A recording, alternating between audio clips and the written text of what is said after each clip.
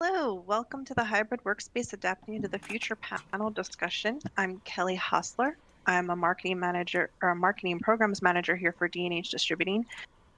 Joining us today is Chris Phillips, D&H Technical Enablement Supervisor, and Josh Schaffner, D&H Sales Engineer for Value Added Reseller Division. Today we'll be discussing the evolution of hybrid solutions and looking to the future of flexible workspace. So, hello guys. Hey, Kelly. Hey, how's it going? Good.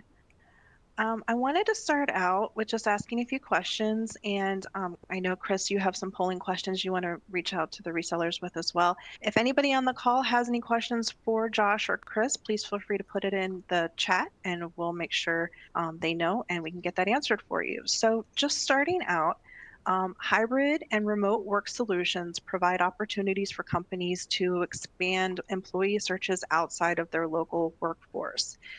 What concerns have you heard of?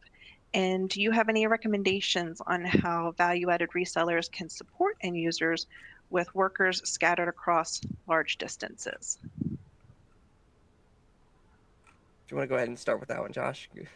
Yeah, so obviously when you're hiring somebody that's not in your geographical area, you can kind of make them feel isolated. There's a lot of things that, they don't have access to, whether it's just walking up to a coworker and having a discussion about something or something you need to talk about. Even accessing, a printer, multifunction printer copier, if you want to do any faxing, scanning, copying, all of that.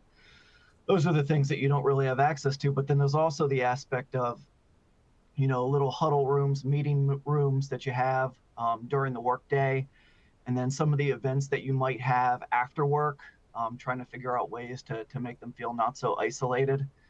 So always recommend having things like video conferencing tools.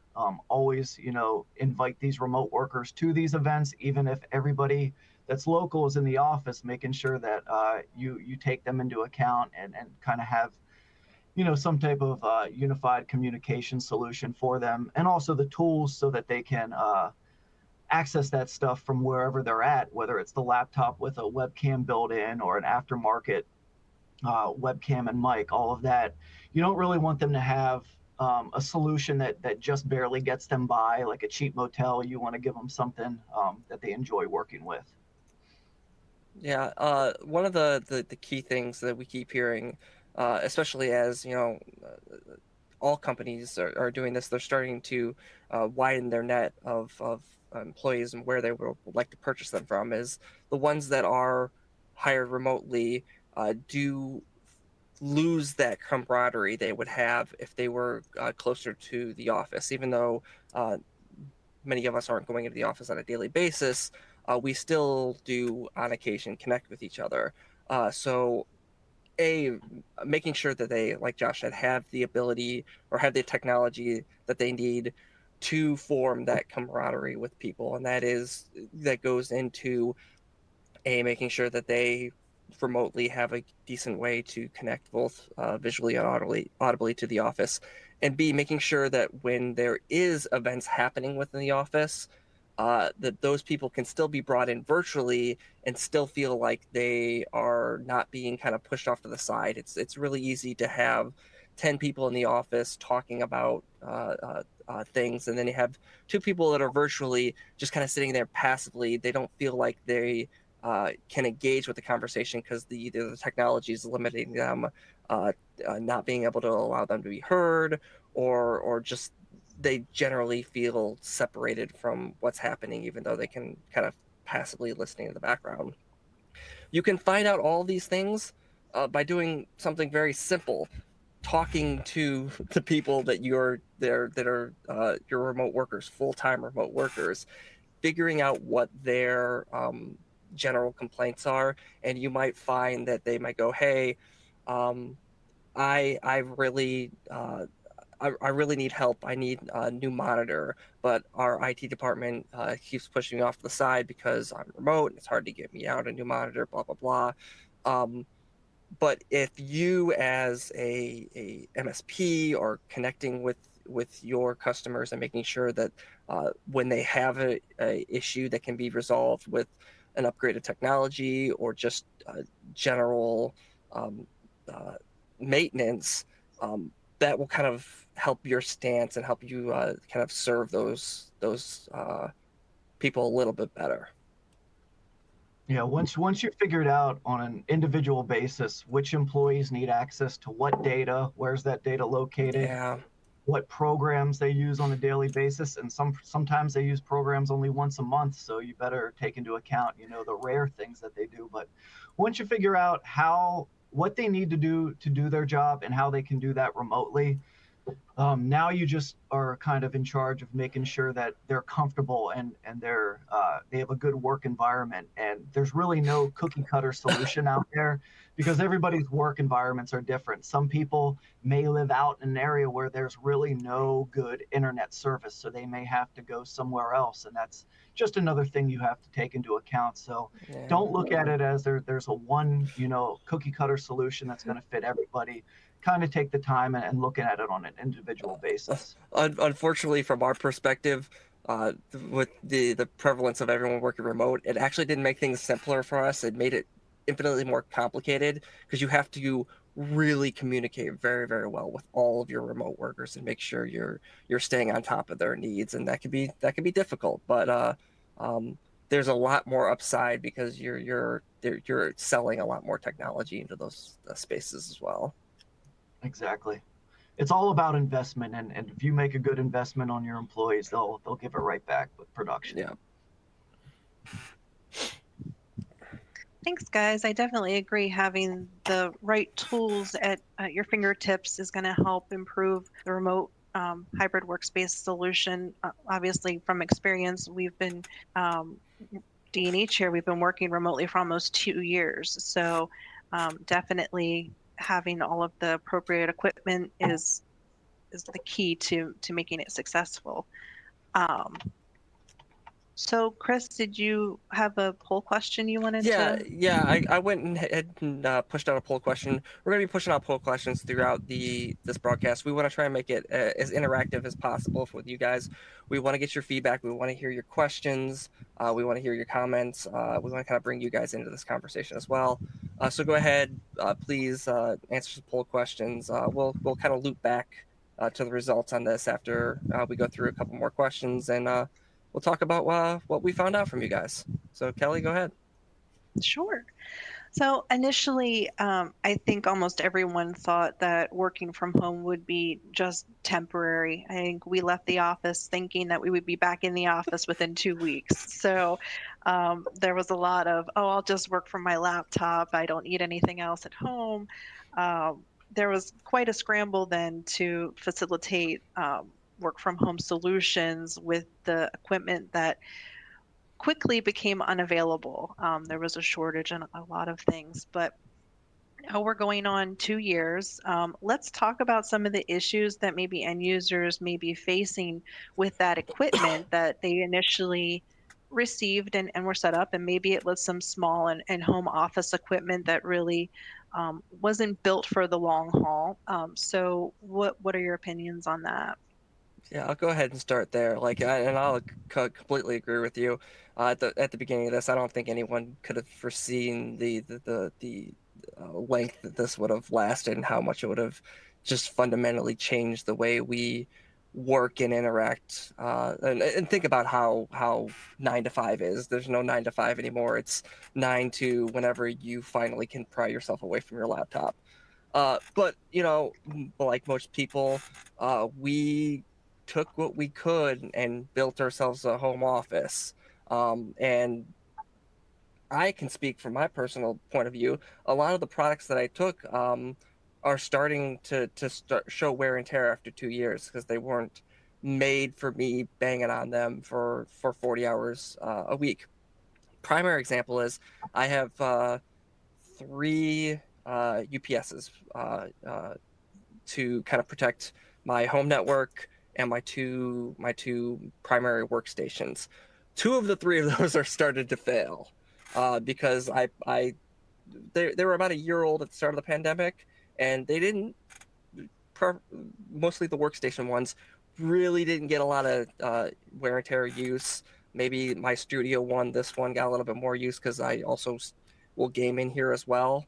But my second workstation, I had not a great keyboard, not a great anything or that, not a great UPS. The battery failed on it. Anytime I plug anything to that UPS and that UPS goes off and it's buzzing like crazy. My UPS for my network is starting to go. I need to replace the battery for that. So we're getting to a point in into this work from home where if you had solutions at the start of this, those solutions are now either really starting to show wear and tear and are in need of replacement, or are straight up just in need of being completely replaced. A great example of things you need to take a look at: keyboards, mice, accessories, headsets. If they were kind of your standard membrane, you generally, most people don't have a great keyboard at home if they're using a dock, unless they're gaming or they do other stuff at home. That keyboard may have gotten a lot more use over the last 2 years, and maybe time for an upgrade. And when you upgrade it, you don't want to upgrade it then to another one that you really is not designed to be pound on for 40 hours a week. So now it's getting to the point where you go, okay, let's take a look at all of my home office stuff. What did I just kind of bring over? And now what can I use to replace it with something that's a little bit more appropriate for working on for 40 hours a week? Josh, I think you could bring some more light to this as well. Like home networks are the same problem. They weren't designed to be pounded out like this, routers and gateways and things like that. Would you agree there? Oh yeah, 100%. Home networks are pretty much, every network's going to be different. There's no cookie cutter solution for that. But to expand a little bit more on what you were talking about, a lot of the equipment that people got sent home with, it was just hand-me-downs. It was stuff that people were tired of using at the office, and they finally got a new laptop. So somebody decided, well, let's just put this in storage, use it as a backup machine if somebody's device goes down. And almost all the backup devices, all that type of stuff was sent home with users. And they were not intended to be used for a long time, especially going on 2 years now. And then other equipment, let's just say Chromebooks, for example, they have a lot less of a life cycle. So they're not going to last as long as your traditional laptop or something like that, where 3 years or less of a life cycle you're looking at. We're already coming close to that. So it's very, very good business practice nowadays to figure out, replacement cycles for technology. And it doesn't have to be where, let's say you have 30 employees. Well, every 4 or 5 years, let's replace everybody's laptop. You can stagger that out so that, 10 people 1 year get replaced, 10 people the next, 10 people the next, and kind of space it out that way. That way it's not a huge shock on the budget. And then also taking advantage of warranties is more important now than ever. There's so much that can happen in the home environment that you can't foresee, whether it's the new dogs you got, the kids you have, just you being a little bit more careless at your house with maybe drinks, food, things like that, dust. There's, unless you have somebody coming to your house and really doing a spot finish clean job, it's not going to get the same type of treatment that an office would, where you can hire people to come in at. So all things that you have to take into account now that this is more, this isn't temporary now. This is kind of the future. I don't know what you're talking about. I keep a pristine work condition. It's not like my kids' toys are directly at my feet right now. So I have no clue what you're talking about. I have not once during this entire pandemic cleaned crayon off my monitor. Not once. Well, I'll tell you, if you're a gamer, you're leaps and bounds ahead of pretty much anybody else, because gamers know how important technology is, especially from the mice and the keyboards that they use to the chairs they sit on, all of that. So if you're a gamer, this transition wasn't that bad, because a lot of times the stuff that gamers use are much higher quality than what even businesses will use. Yeah. Two things real quick. Go ahead, Kelly, actually. I was just going to say, we have a question from Brett with Future, where he said, when we first started working from home, we saw a big backlog on webcams and headsets. What do you see today as the hard-to-get solutions? So I went and pushed out a poll question to the audience, basically asking that question right now. What are they seeing as the hard-to-get items? I want to give them a chance to answer, and then we'll talk about their answers. But what I want to also do is push out the results of our first poll question, because we asked what has been the hardest part about building solutions for hybrid workers, and the number one answer was security concerns with hybrid workers. And this was something that Josh Nostradamus predicted would be the highest answer. And that's a great topic to talk about. And I think it's a topic that we will probably dedicate an entire hour to talking about at a future date. But the answers were pretty much across the board. Uncertainty with how long remote work will last, was high up there, around 20%. We still don't know how much longer we're going to be in this. It seems like this is not so much how much longer will we be working from home. It's how has this changed how we'll be working for the next decade, rather than any point where we're just someone will snap their fingers and everything will go back to normal. It doesn't seem like with the current climate out there in the world, both the health and political, it just doesn't seem like there's going to be a point where we're going to snap our fingers and all go back to the office the way it was.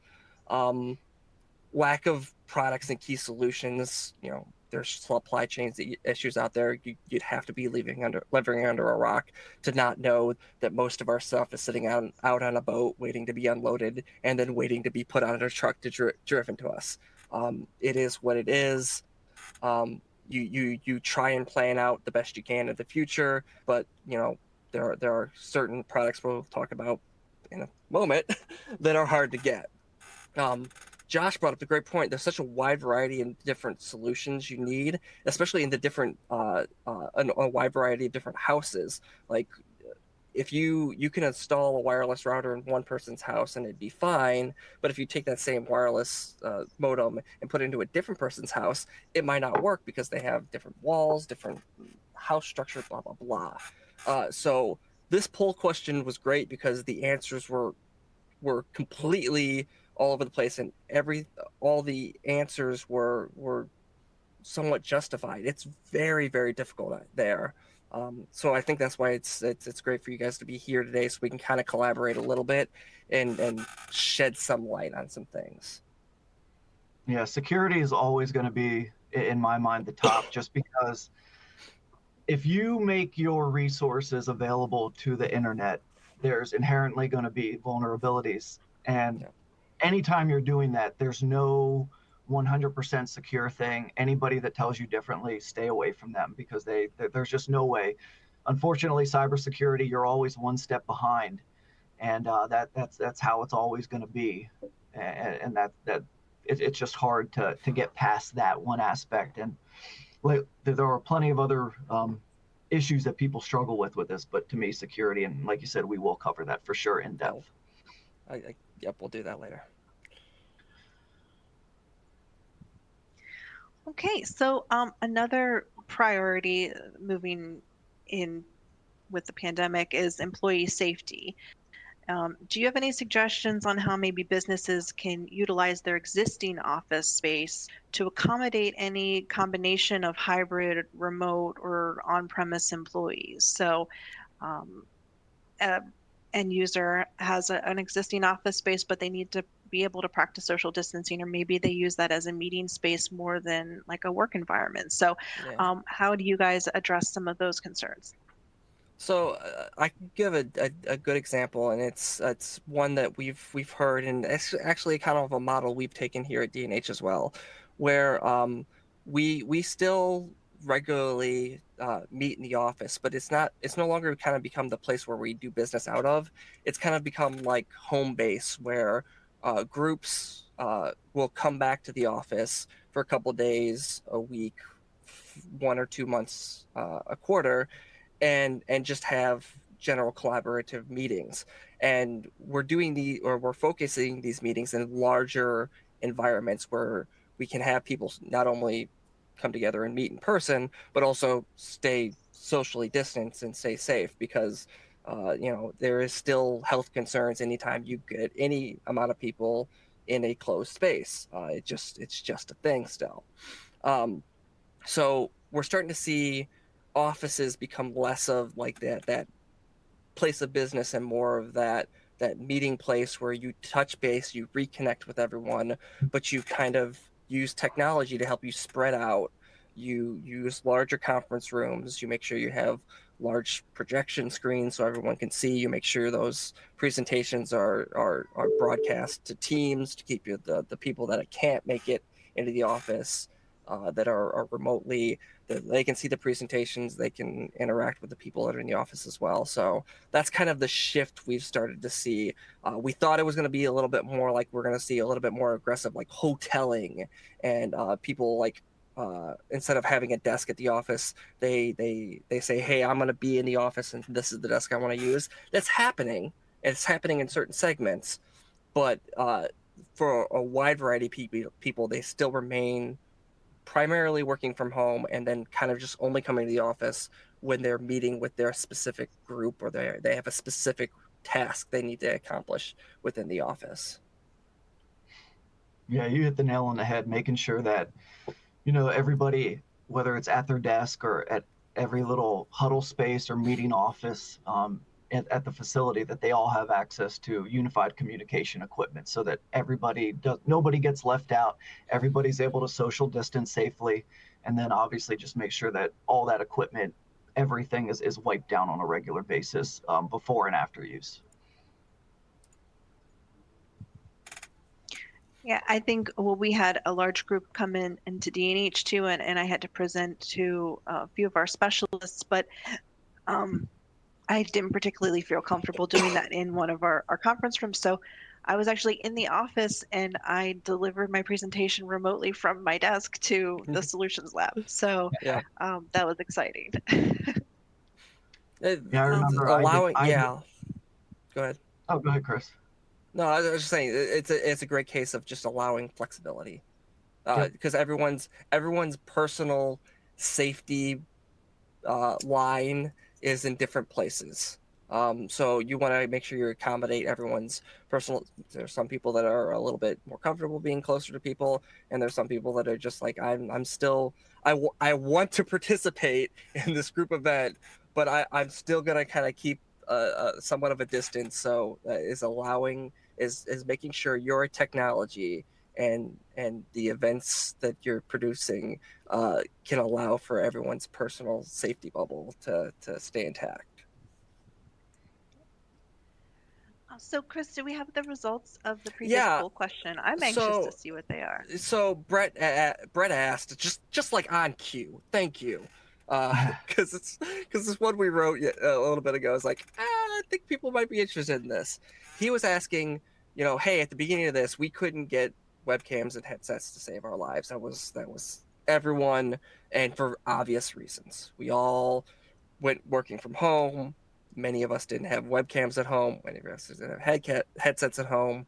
So there was a rush on them that no one could have ever predicted.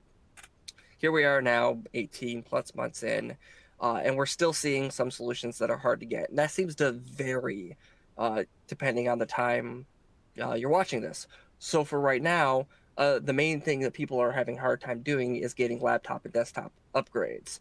That's specifically probably targeted at CPU shortages. There's a chip shortage in pretty much everything. So if you're in the need, again, going back to what we talked about prior, you might have had a laptop at home that you could start doing work from remotely if you weren't lucky enough to be provided one. But your at-home laptop probably wasn't made to be pounded on for 40 hours a week. It's a lot of work. It's a lot of wear and tear on a device, and it might now be time to upgrade. Unfortunately, there's a chip shortage, and it makes it hard to upgrade. So right now, number one, laptop and desktop upgrades. I will say this. If you are in need of laptop desktop upgrades and you're trying to find solutions that are in stock, reach out to presales at dnh.com. We spend 80% of our day tracking down solutions that are in stock for you that fit your customers' needs.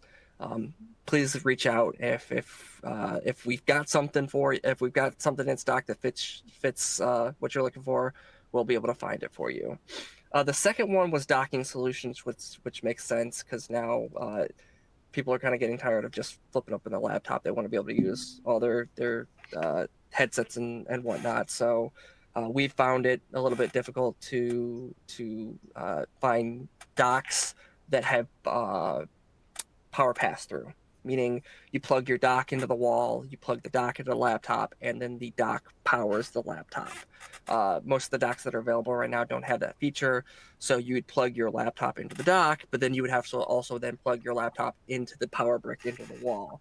It's a bit of a mess. It's not as convenient as docks with power pass through, but those supply chain issues are starting to alleviate themselves quicker than the uh, laptop desktop upgrades. So I would say continue to check with your sales team at D&H and get back orders in because we will be able to kind of start getting those out shortly.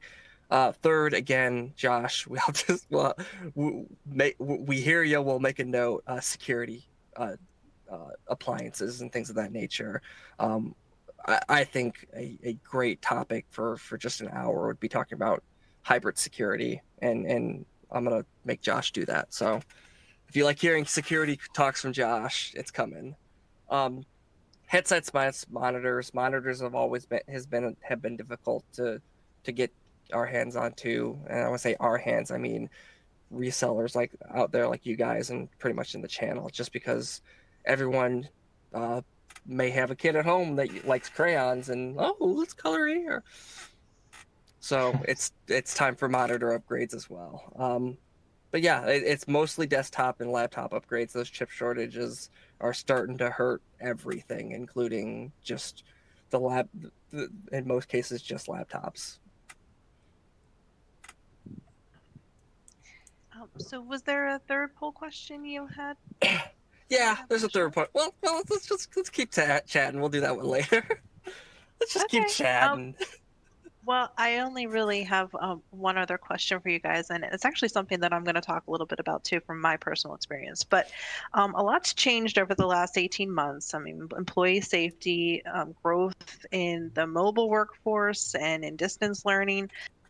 These actually provided opportunities for more technology advancement that I've seen. How do you see vendor partners and manufacturers pivoting product development and production to address some of the challenges with hybrid solutions? And I just want to chime in here quick because I've seen a few things as far as really excited about some antimicrobial products that are coming out next year. I know a few vendors are working on that. That's one thing as far as safety. And then I know that some other vendors were making some steps to develop some of their own production parts to make it a little bit faster for them to continue on with production. So you guys would have more information on that, but those were just a couple of things that I've seen personally. Yeah, with the vendors, the big thing is that what certain vendors make here, there's little component pieces that were always readily available, never a shortage of parts to ever that they ever ran into. Then when this hit, it was those small little component pieces that were stopping all the products from being made. So, like you said, a lot of these vendors have decided to stop anything like this ever happening again. Let's find ways to manufacture our own parts, our own components. That way we have control of that. And if we're a small vendor and we can't afford that, what do? Let's pull in some other vendors that want to, work with us.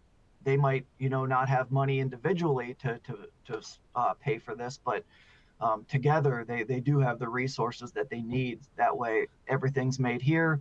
We don't need to worry about going overseas for everything. And it's just a smart business practice that, if it wasn't for this happening, we don't know if it would have ever been able to happen here. Yeah. So we have another question that came in. How do you help employees with any IT issues? When employees were coming back to work, you would call the internal help desk team. Now with so many remotely working, how are you handling this? How do you Yeah. the How are you handling this? Sorry. the two biggest ways, and it kind of depends on what the issue is, if it's something where it's you're having an issue with a laptop or something like that, but you still are able to do a majority of your work, you're still able to connect up to the internet. IT support can normally remote into the device and take a look at it and see what's going on. But for a lot of issues that they have, if it's something that you're not going to be able to see the issue from remoting in, you still do have to find a way to ship that back. So whether if you're in local geography, you can just drive there and drop it off, maybe get a spare. They'll obviously should have plans where if you need to leave your laptop somewhere, they can have a spare readily available for you in the meantime until they fix things up. But that's the main ways that people have been addressing IT issues while working remotely, is have IT actually remote in and take a look at things in the system, or physically taking the device in, or having it shipped out.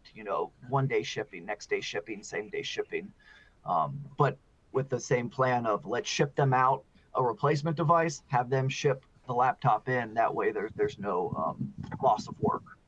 Yeah, there has to be a plan in place where you can, like Josh said, you have to minimize downtime as much as possible for remote workers, and that's one of the drawbacks to hiring someone who is remote, who is so far from the home office, that it might be difficult to assist them should they have issues with technology. And any issue they have with technology is going to immediately impact their production for their business. So it's when you're starting to weigh pros and cons of, do I hire this person remotely or do I hire someone who's a little bit more local? Those are aspects that you have to consider when that process takes place. Then you also then have to have a plan in place, like Josh said, that you can immediately go, all right, I'm having a issue with my laptop. You have to be able to send them out something while the issue is being brought back to you, so you can fix it, send it back. Working with cloud partners like M365 to make sure that all the data that's on that laptop, all the main files that they're using, is saved in a cloud. So once they get the new device in, they log into their M365 account, everything downloads and goes, is one of the best pieces of advice I can give to kind of get someone up and running again as quickly as possible. Because they might even have the ability to go, all right, I'm sending this laptop back, but I'm also going to go up to Best Buy real quick and go buy a new one, or go buy a new one from Joe's computer shop, or go buy a new one from wherever, and start working today. Or they just have a home computer that I'm just going to log in M365 account. But what does that do when you allow them to do that? Opens up to security issues. So there's always kind of a give and take there, but you have to have a plan in place, and you have to weigh that risk reward when you start having those remote people. Yeah, it's when I was on the MSP side of things, we would try to handle every one of our clients' issues remotely. That way it saved our time from driving on site, taking a look at it, possibly interrupting whatever they're going through, and then the time to get back to the office. And there wasn't a whole lot of reasons why we ever would actually have to go on site. So the technology exists. It's just a matter of, is your company valuing it, and do they want to make the investment to make it work? I think you both made a great point earlier too, with taking into consideration the warranties available for some Mm-hmm. vendor products, because in most cases, you can send the product back to the vendor, or the vendor has somebody who can come out and take a look at its support on site, and sometimes that might be a closer solution than actually sending it back, or not being able to get to the end user. One other question came in. Remoting into a user's home computer generally requires use of a web browser. I have been asked several times, what is a web browser? One of these was difficult, while another had a 12-year-old at home that we engaged. How would you deal with this? Whew. Um, so I could speak for most of the people that are on this call. It's getting to the time of the year again. It's that wonderful time of the year where we become the holiday tech technicians for the family. We show up at Thanksgiving dinner, we show up at Christmas dinner, and immediately get asked a million questions about, hey, this thing is broken, how do I fix it? And those are generally the people that are going, hey, I need help with my system. I don't know what it's working. Okay, we'll open your web browser. Okay, well, what's a web browser? Um, the the best thing you can do at that point um, is almost he hit on it with he hit on really the answer within the question is you have to ask that person then to get assistance from someone locally so they can at least open the door to so you can help them, whether they have a family member that can come in that can at least speak a little bit computer and point that person towards this is the web browser and you need to open it up to this website, or that you need them to go after this IP address or connect to the VPN and go to this IP address. You can have someone to do that. But then it goes back into, I mean, this is kind of the situation of at what point do you take a remote person and start to try and consider which remote people do you want to bring back into the office first? Because first of all, you want to be able to bring back people in safely. That's the number one concern. But the second thing is when you bring someone back into the office, you need to be bringing back them in for a reason.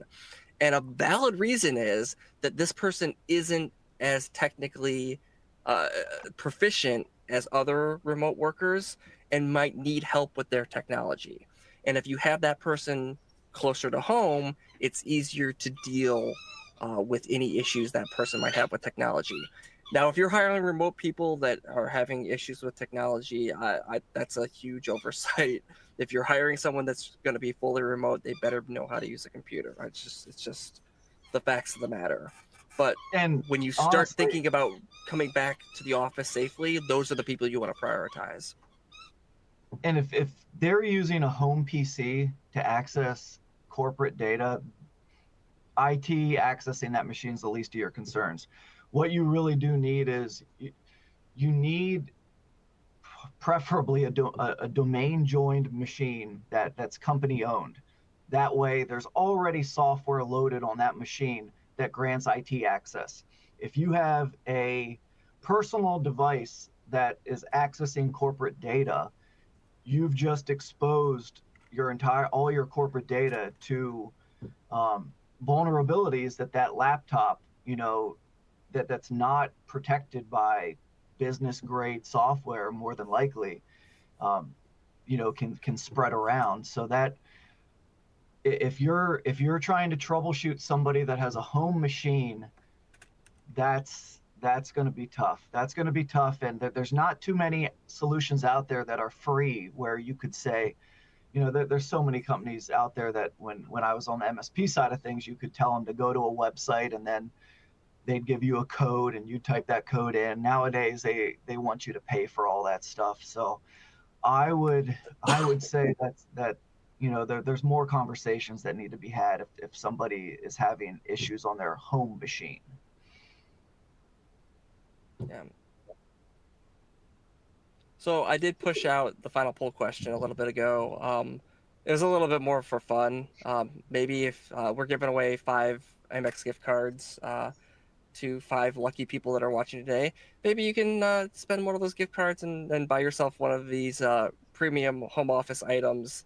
It's also getting close to the holidays, and Santa's making lists, checking them twice. So it's what kind of home, if you could pick a premium home office item, what would it be? Most people are looking to upgrade their laptops.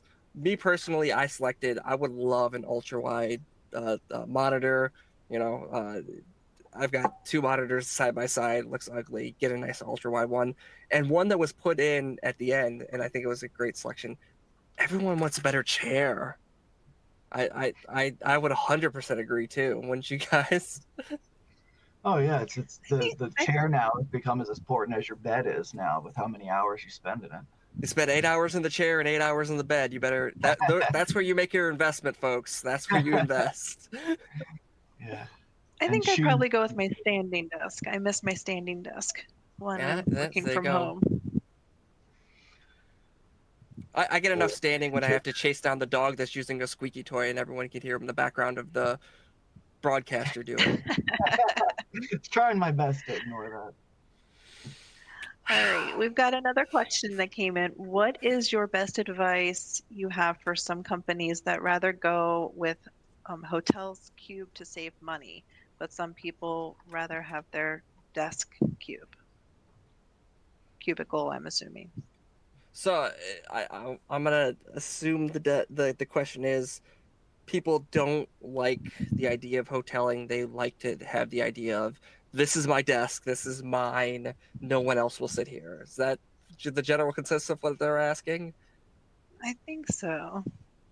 So the only reason you would really move to hoteling is to reduce space in your main office. If you had a main office that fit 200 people before the pandemic, and you had 180, 160 people working out of it, and then you reduce your office size from something that could fit 200 people to something that could fit 80 people, then at that point you can't obviously give everyone a desk. It's just not possible.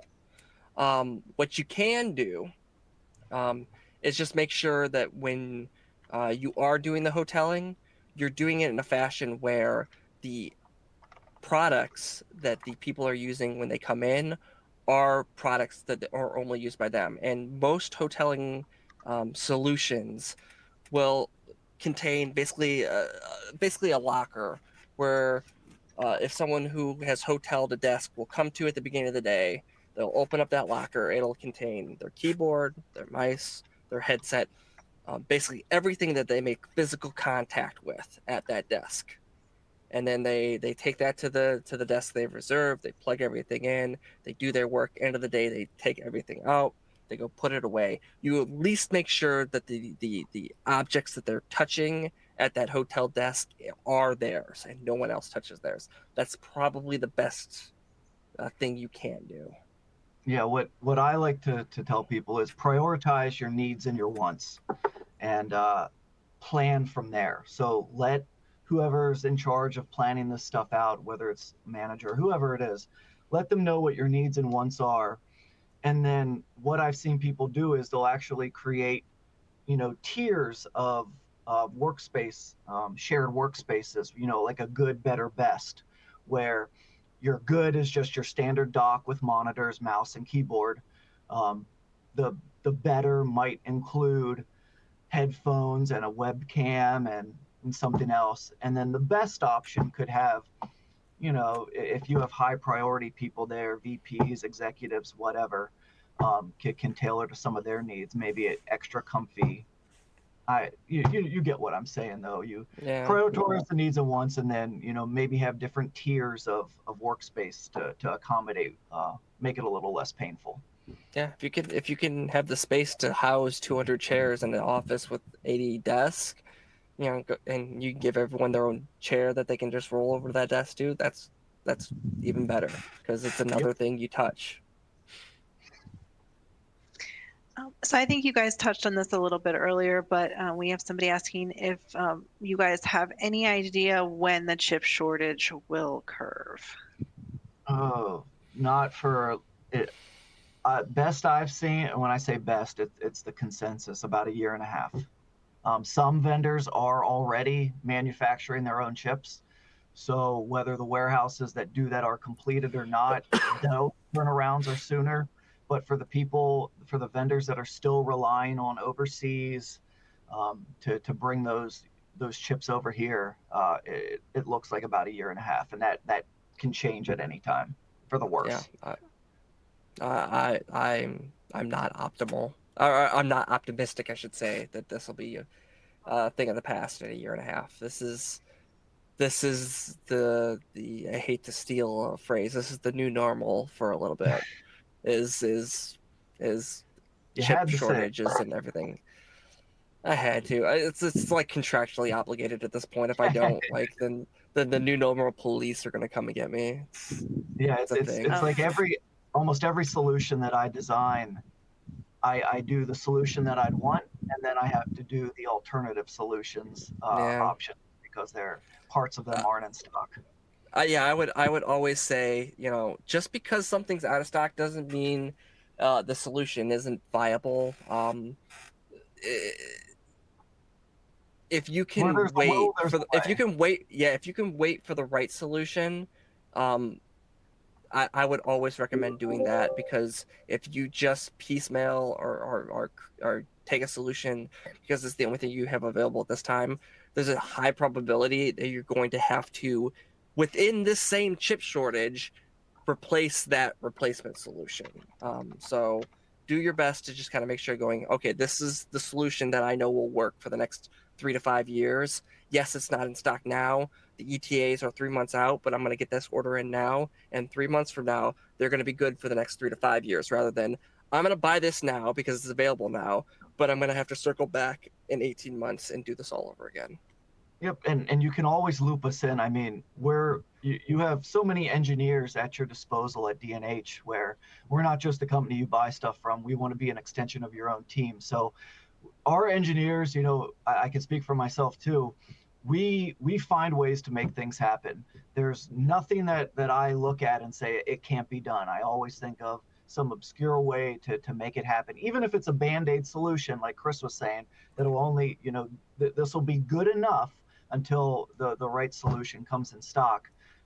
Use us, even if it's as a second pair of eyes. Like if you come out with an alternative solution and you just want to know, is this a sound solution, or is there anything else you might recommend and why? Reach out to us. And any of you have any insight? We had a comment here mentioning that Intel had planned to build their own chip manufacturing facility in Arizona, and if we knew the status of that. I personally do not. I have not heard anything. Yeah, my apologies. I haven't heard anything on that front either. I feel like I have, and it slipped my mind, so I apologize. I feel like I was told something about this like 2 weeks ago, and it's If completely they slipped my mind. if they give us their contact information, we can see Yeah, what I would reach out to Intel specialists at DNH.com. They're going to be able to help you out. Yep, we will do that. And then another asked if we distribute any products similar to Teamviewer. I'm actually not familiar with that product, so. Oh, I love Uh, TeamViewer when it was free.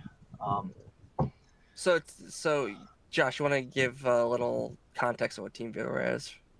So TeamViewer, you go to the website, you pick, are you trying to share your screen, or are you trying to join someone's session? And if you're sharing your screen, very similar to how we were talking about, how do you help somebody? How does IT help somebody who's working remotely? You'd have that remote person go into a website like TeamViewer. They'd get a little code. A lot of times you have to download the client onto the machine, which requires admin rights, which can be a security concern there. But they'd give you the code. You give that code to somebody else. They go to TeamViewer, type that code in, and then bam, they're connected up. Do we have anything like that? With what I deal with, no, on the networking and security side, but that would probably be something that our cloud team could definitely engage with and definitely give some options out there for RMM tools. Yeah, cloud specialist at DNH.com. And as always, if you are lucky enough to outfit your employees with Intel devices with vPro, vPro doesn't allow some remote capabilities. It's not designed to do remote access, but you can remote into a device even at the BIOS level, and at least get yourself to a point within vPro where you can set up a solution on that device that you can actually perform a proper remote in. So if you're looking at new devices, always kind of check to see if you can maybe find an option that already has vPro built in, and that will allow you to do some of that remote access without buying any additional software. But I would recommend additional software on top of that, because again, vPro is not designed as a remote control solution. It can do it, but it's like really just to get you from point A to point B. Is there any demos how to configure vPro? Yes, there is, Jeff. Intel has a couple of them. I will get your contact information and send you those after this broadcast. And a lot of times you want to choose an RMM tool that integrates well with what you already have. That way everything's in a single pane of glass. You don't have to have a million windows open, a million applications open. Everything's integrated in. And I see we had another question from Chad in regards to sales discounts and whatnot. Chad, I'm going to actually take down your information and reach out to your sales rep so they can help you out with that. Anybody else have any questions that they want to pose to the gentleman here? If not, I'll give these guys time to ask. Thanks for you guys for coming today. I love the questions, love the engagement. We will take the feedback on the security to heart, and hopefully we can come back soon into the new year with a broadcast focused on security for Hybrid. Yeah, so thank you everybody for taking the time and joining us today. The reminder is we have the 5 attendees will be chosen at random to receive a $100 American Express gift card, and those winners will be notified within the week. And then that was sponsored by our Hybrid Workspace program vendors. Please visit our Hybrid Workspace Solutions page at dnh.com for additional vendor resources. If you have any questions or need assistance in developing flexible workspace solutions, please reach out to the pre-sale support team. And then join us next week for a panel of industry experts as they explain how to build an esports arena from the ground up with our esports vendors and HSEL partners. You can register for that at dnh.com. Thank you, everybody. Thanks, everyone. See ya.